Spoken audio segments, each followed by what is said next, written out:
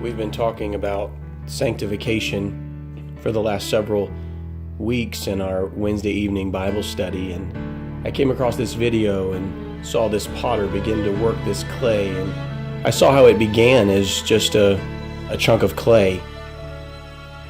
Just as you and I are pulled out of the miry clay, God has to then take us and begin to form us. We don't know exactly what He has in mind for us from the very beginning. We simply have to trust that He knows based on His master plan. He says in Ephesians 2:10, "For we are His workmanship, created in Christ Jesus unto good works." And as we watch this potter continue to mold the clay, we can see it takes a great deal of pressure. It brings to my mind who the potter is. Lamentations 4:2 says, "The precious sons of Zion, comparable to fine gold, how are they esteemed as earthen pitchers, the work of the hands of the potter." And that's exactly what you and I are. We are the masterpiece of the work of the potter's hands.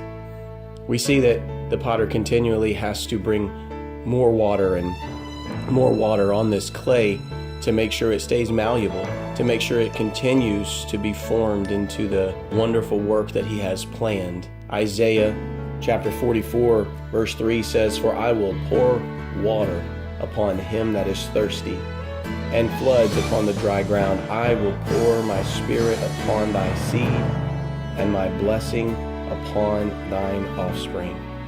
So as we continue to see this formation taking place, we begin to see some things begin to form, and now is when it becomes a crucial moment. You can see some wiggling taking place in the top there, and it's restabilized by the potter. Does this thing want to take on a shape of its own? Does it now think it knows the plan and how it's going to arrive? Or is it going to continue to trust that the Master has something in mind for it? This is where the elements of sanctification that we focused on last week in our Bible study in 1 Peter chapter 1 begin to become very clear as to how important they are in our development and our sanctification in the Lord. We began with faith, trusting God enough to obey Him. And then we looked at virtue, purifying our motives and morals. We looked at knowledge and learning about God through His Word, and we saw how each of these come in a divine order. Briefly, we spoke about temperance and developing self-control in each of the areas of our lives. Tonight, as we continue, we'll look at patience, godliness, brotherly kindness, and charity. Understanding that we are looking for Him to bring us to a place where we are complete in Him, functioning as vessels unto honor based on His workmanship.